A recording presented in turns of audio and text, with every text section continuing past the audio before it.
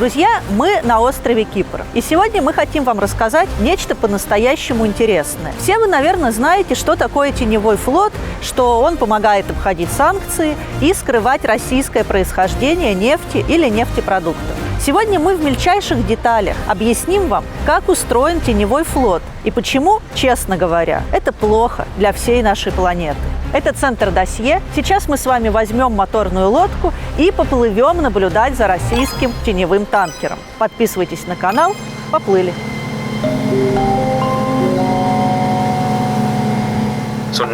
Теневой флот составляет почти 80% нефтяных доходов России. Эти суда на бумаге вообще не существуют, но мы видим их своими глазами. Как еще мы можем остановить теневой флот? Спасибо за возможность поучаствовать в дискуссии о российском теневом флоте. Перед западными странами стоит очень непростая задача. С одной стороны, они хотят, чтобы Россия не получала доход от продажи нефти или газа, то есть имела как можно меньше денег на ведение войны. С другой стороны, если российский нефть или газ вообще исчезнут с мирового рынка, это ударит сразу по всем потребителям, а в конечном счете по обычным людям по всему миру. Я сделаю все возможное, чтобы облегчить страдания американцев из-за цен на заправках. Агрессия России не может остаться без ответа. В итоге был придуман так называемый ценовой потолок. Это значит, Россия может продавать нефть на мировой рынок, но не выше определенной цены. Сейчас это $60 за баррель. По задумке, такая цена позволяет добытчикам нефти свести концы с концами, но не дает бюджету России денег на снаряды и танки. Но тут есть одна проблема. Это не просто нерыночный механизм, это антирыночная мера. Дело даже не в том, рыночная эта мера или не рыночная. Проблема следующая. У сделки есть две стороны. Россия как продавец и, например, Китай или Индия как покупатель. Ни Индия, ни Китай не присоединились к санкциям. Поэтому, если они согласны покупать нефть дороже, то есть выше потолка, то с этим ничего нельзя сделать. У вас нет шансов. Но создатели санкций, разумеется, тоже про это подумали. И они придумали, как заставить ценовой потолок работать, ну или хотя бы попытаться заставить. Они запретили танкерам из своих стран перевозить нефть, которая продается выше потолка, а также запретили своим страховым компаниям страховать танкеры, которые перевозят нефть выше потолка. Все это звучит немного сложно, но на самом деле это действенная мера. Дело в том, что на западных перевозчиков и на западные страховые компании приходится большая часть этого рынка. А вот оставшиеся танкеры, то есть принадлежащие не западным компаниям, застрахованные в незападных компаниях и, предположительно, перевозящие нефть по цене выше потолка, и получили это интригующее название – «Теневой флот». Еще теневой флот часто называют металлоломом. Прежде всего, все, что касается теневого флота, это старые ржавые ведра. Большинство из этих танкеров пойдут скорее на металлолом. Почему металлолом? Дело в том, что США, Европа, да и другие страны ведут настоящую охоту на теневой флот. Периодически суда попадают под персональные именные санкции. Некоторые танкеры после этого перестают бороздить моря, стоят в портах без движения, а иные и вовсе пропадают с радаров. А вот фигуранты летнего европейского списка. Пропали летом. Именно поэтому операторам теневого флота не нужны нормальные, хорошие суда. Им нужно что-то такое, что, попав под санкции завтра, уже послезавтра спокойно проследует на кладбище кораблей. Первая причина держать металлолом в качестве теневого флота – это вот экономия, а второе, потому что в случае риска, в случае потери этого судна, задержания, его тоже не жалко, вы теряете металлолом, а не какие-то активы. Итак, первая особенность теневого флота. Он очень старый. Есть вторая особенность. Теневые танкеры очень любят переливать нефть, ну или нефтепродукты, друг на друга прямо в открытом море. Зачем? Чтобы всех запутать, скрыть российское происхождение нефти и, возможно, продать ее тем же западным странам. Как вы, наверное, уже догадались, в одно из таких мест, где происходит переливание нефтепродуктов, мы сейчас и идем. Это называется скрыть происхождение груза. В Россию идет какая-нибудь лодка, ее там примут, она зайдет, загрузится там продуктом и выйдет. Следующее, что им нужно будет сделать, это произвести перевалку груза в море, где-нибудь в нейтральной территории, на другое судно. А это судно другое уже будет или белое, или такое вот, да, на грани. Ребят, ну вот то, зачем мы плыли сюда, мы нашли вот этот синий танкер, который переливают какой-то нефтепродукт на этот большой старый ржавый танкер, который служит танкером-накопителем. Вот ровно то, что мы хотели вам показать.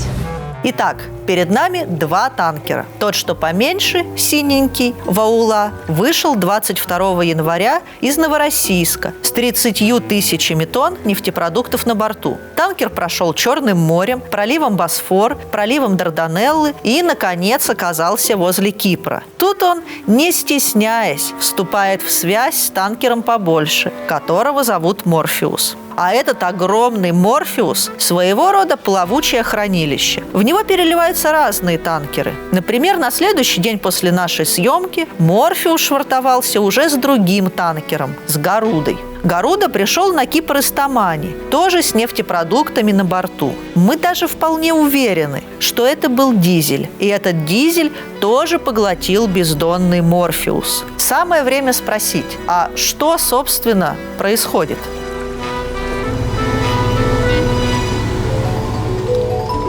Давайте посмотрим, что же Морфеус делал дальше. 21 февраля к нему подошел очередной танкер – Гурудев. На этот раз пришедший уже из Египта, а не из России. Мы предполагаем, что теперь уже Морфеус перелил в него свое содержимое. Почему мы так думаем? Потому что по специальным морским сервисам мы видим, что Гурудев вышел из Египта со статусом «частично загружен», а вернулся уже загруженным целиком.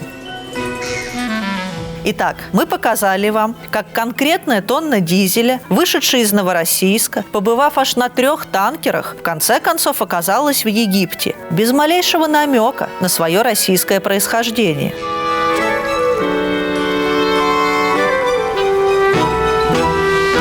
Весьма вероятно, что после всех этих махинаций, напоминающих игру в наперстки, этот дизель окажется в каком-нибудь европейском порту, и его зальет в свой автомобиль европейский потребитель, который искренне уверен, что его страна присоединилась к санкциям. Суть таких операций в том, чтобы скрыть происхождение нефти. В данном случае скрыть, что это российская нефть. У побережья Европы мы наблюдаем скопление различных танкеров, которые многократно переливают нефть с судна на судно, смешивая ее между разными танкерами. Из-за этого определить фактическое происхождение нефти крайне сложно.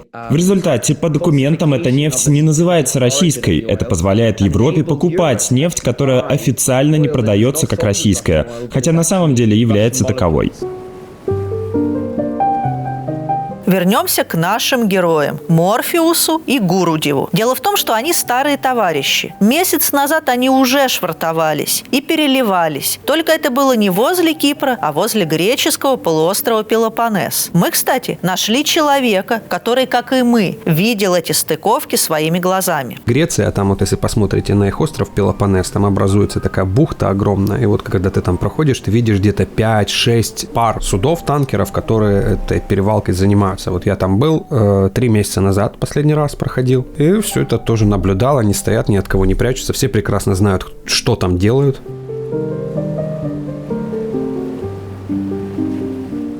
Грецию часто и справедливо ругают за попустительство, за то, что она никак не мешает теневым танкерам переливать нефть из России у своих берегов. Греция в ответ вяло оправдывается, что, мол, все это происходит в нейтральных водах, да как же она запретит? Еще Греция периодически проводит военные учения и объявляет, что теперь-то ее моря практически закрыты на замок от надоедливых теневых танкеров. Вот, например, последняя новость на этот счет. Все тот же Пелопоннес. Но новость была еще летом. Давайте посмотрим, что происходило у Пелопоннеса всего месяц назад. Сюрприз! Но сразу 2 пары танкеров делали там свои нефтяные дела, в том числе старина Морфеус. Разумеется, есть сильное подозрение, что все это не случайность. По нашим оценкам, около 50% российских перевалок судно на судно происходят в греческих водах, примерно 30% в Румынии и по 10% на Мальте и Италии соответственно.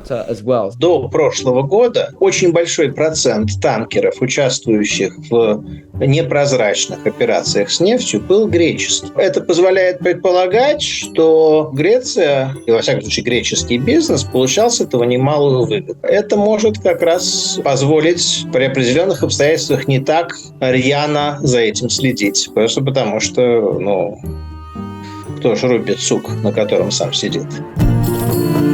Впрочем, правда и в том, что за последний месяц часть теневых танкеров действительно ушла из Греции на Кипр.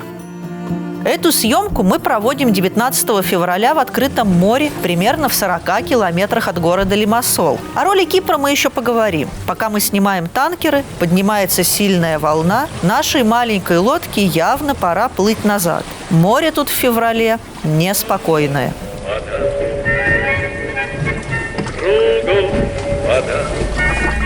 Пока плывем назад, поговорим, что мы выяснили о хозяевах наших танкеров. Ваулой владеет фирма из Гонконга, а той компания с Сейшельских островов. Директор компании – индиец, ровно как и капитан танкера. Поэтому можно предположить, что Ваула хоть и курсирует между Средиземным морем и Новороссийском. Это индийский бизнес. Вероятно, также обстоят дела и с Морфеусом. По крайней мере, моряки Морфеуса, которых мы нашли в соцсетях, тоже индийцы.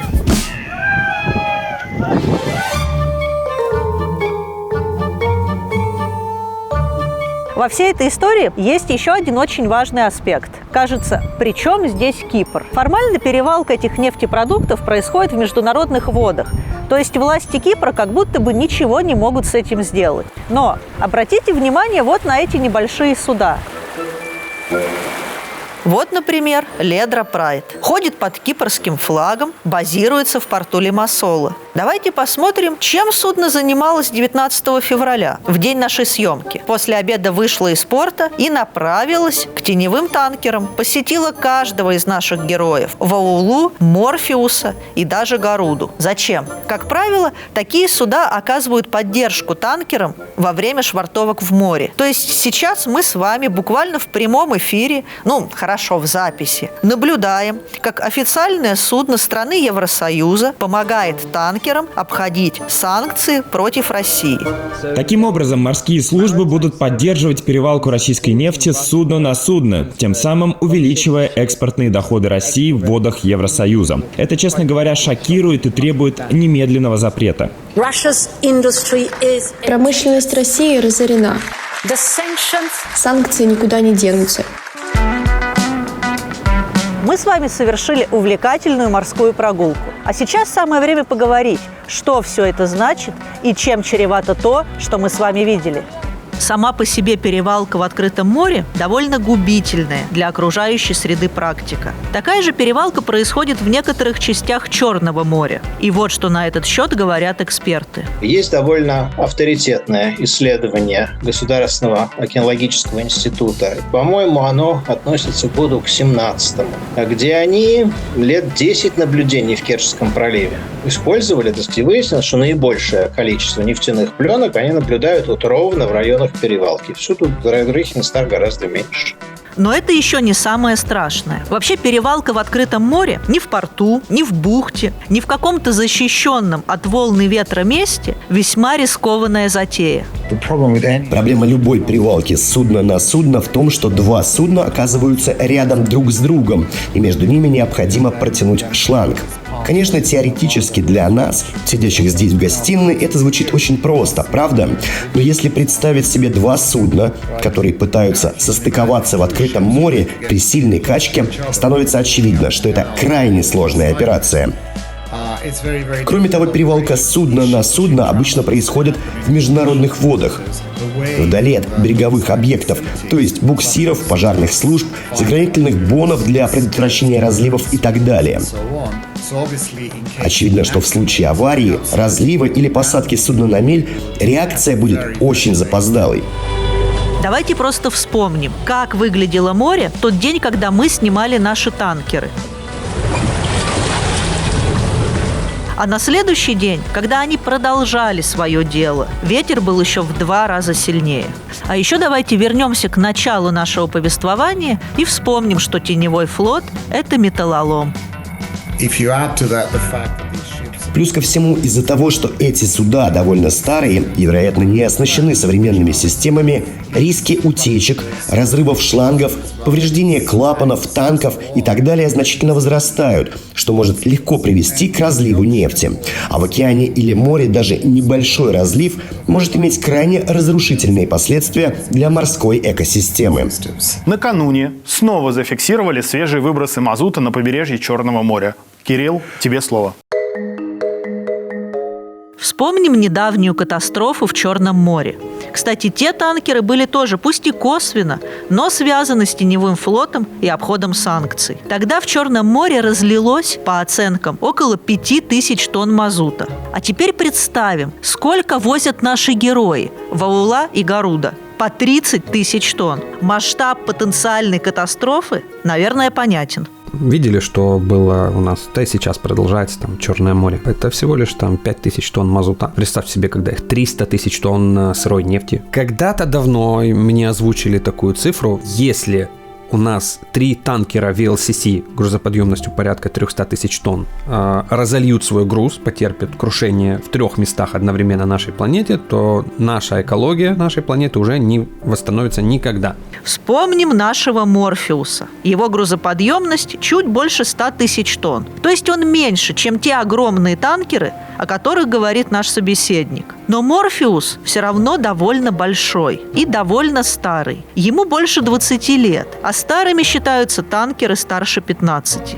Если вот мы смотрим как вид Homo sapiens на всю эту ситуацию, это даже опаснее, чем война, потому что война закончится, люди умрут, родятся новые и так далее. А это деградирует нашу среду обитания, нашу планету на много лет вперед. Представьте себе разлить там 100-200 тысяч тонн.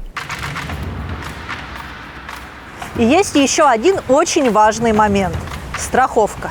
Готова поспорить? Мало кто из вас слышал о компании «Баланс страхования». Это фирма из 2-й сотни страховщиков с небольшими активами, неоднозначными отзывами и тщательно скрытыми владельцами. Однако, по идее, именно этой компании предстоит оплачивать чистку Средиземного моря, если с танкером Гаруда случится какая-то неприятность, вроде разлива мазута или дизеля. Верится в возможности этой фирмы, занимающей 2 комнатки в бизнес-центре на окраине Москвы, честно говоря, с большим трудом. Но посмотрите сами на страховой сертификат, который удалось добыть центру досье. Да, я видел такие страховки, сам когда-то работал на судне, которое вот можно назвать теневым. Там была как раз какая-то московская страховая фирма, там Москва, тоже что-то такое, да, как кто-то застраховал.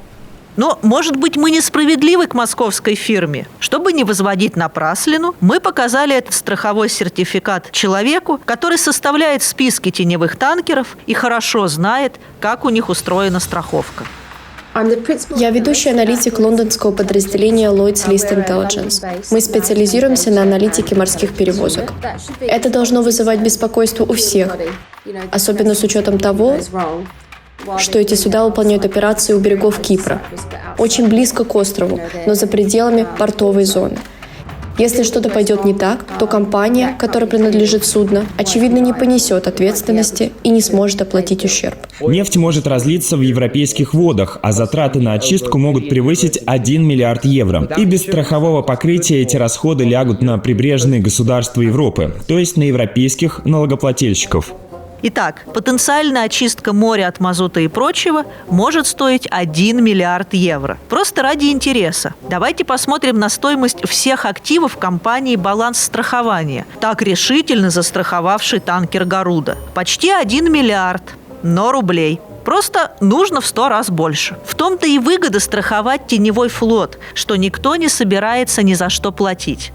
Танкер в Ленинградской области, на борту которого в минувшие выходные прогремел взрыв, мог быть заминирован. В последнее время с теневыми танкерами случается нечто загадочное. На них происходят взрывы. Сначала взрыв прогремел на мазутном танкере «Каала» в порту Усть-Луги, а потом агентство Reuters со ссылкой на свои источники сообщило, что, оказывается, в январе-феврале этого года взрывы произошли сразу на 3 танкерах, стоящих в разных средиземноморских портах. К счастью, никто не пострадал, разлива нефти не случилось. Журналисты предполагали, что все эти танкеры имеют какое-то отношение к российской нефти или нефтепродуктам.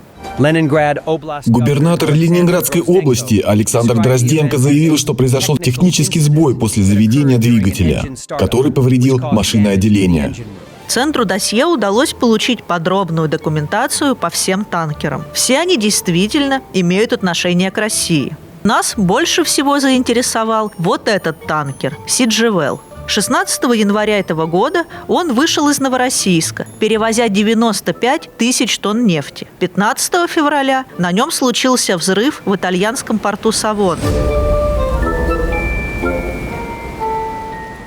Правда, есть важный нюанс. Конкретно Сиджевел перевозил не российскую нефть. Он загружался на терминале Каспийского трубопроводного консорциума, а в эту трубу нефть поступает с месторождений Западного Казахстана. То есть конкретно действия Сиджевел не дают бюджету России денег на войну. И, получается, его взорвали по ошибке.